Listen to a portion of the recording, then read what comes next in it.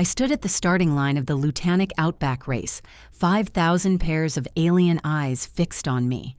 Clicks and whispers mocked the fragile human representing Earth in the galaxy's deadliest endurance test. The oxygen-rich air filled my lungs while competitors wheezed through breathing apparatuses.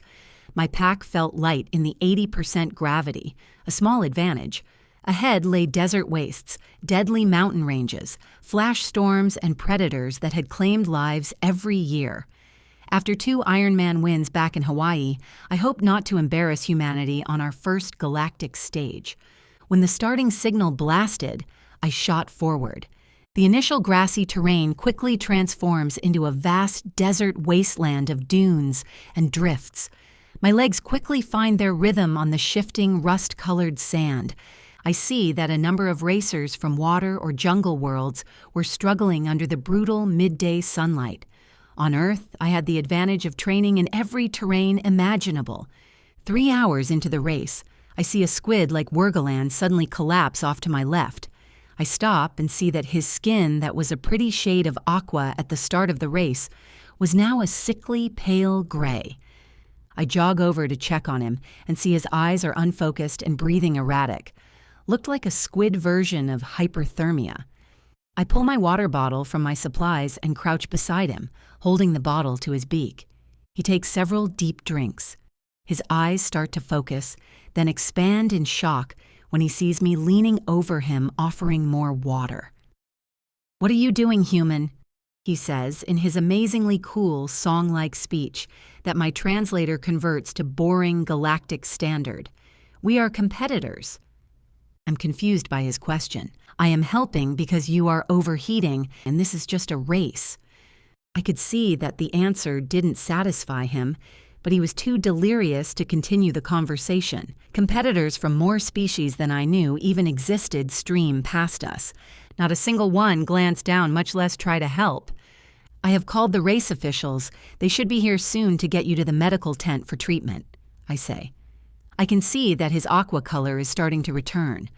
I stand up and hand him the rest of the water. "Keep taking small sips and you should be fine. Take care of yourself." As I turn to leave, I see him attempt to wave a confused tentacle before drinking more of the water. I pick up my pace, and over the next hour I am able to pass the main pack of racers. The leaders, however, most of which are obviously from arid worlds, are way too far ahead to reach. I close the distance, but when I exit the desert sands, they have already checked in at the camp. I look back to see the rest of the pack is still a speck in the distance. I arrive at the Stage 1 campsite and log my time. The leaderboard is projected overhead by 10,000 drones. I am disappointed when my name shows up in 8th place, but it's better than not being on the board at all. As night falls, I find my assigned sleeping berth and start settling down. A tall Orion wearing a race official's badge walks towards me. "Luana of Earth?" he asks in perfect standard. Yep, that's me. Everything okay?" I respond, sounding as confused as I feel. "This is for you." He hands me a data chip and leaves without further explanation. I hold the chip in my hand and press the button on the side. A hologram of an elderly Wurgalan appears and begins speaking in their cool melodic language that I wish I spoke.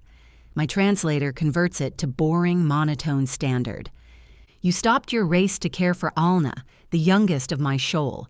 You not only cost yourself time and position, young human, but you gave your life-giving water to a stranger, a competitor." I see the Wurgalan pause, like what she is saying has weight. "The medical team told us that Alna would not have survived without your kindness. You are rare and precious in this galaxy, human. After this race is over, I invite you to visit Wurgala as our honored guest.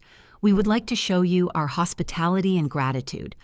Wurgala may have lost a race today, but hopefully we have gained a new friend in you and humanity." I watch the message 2 more times. Going to an ocean world will be amazing. Bet the surfing there is epic. I fall asleep thinking about catching waves with Alna. We hope you have enjoyed Part 1 of the Lutanic Outback Race. Please subscribe so you are notified when Part 2 is released. Thanks for listening.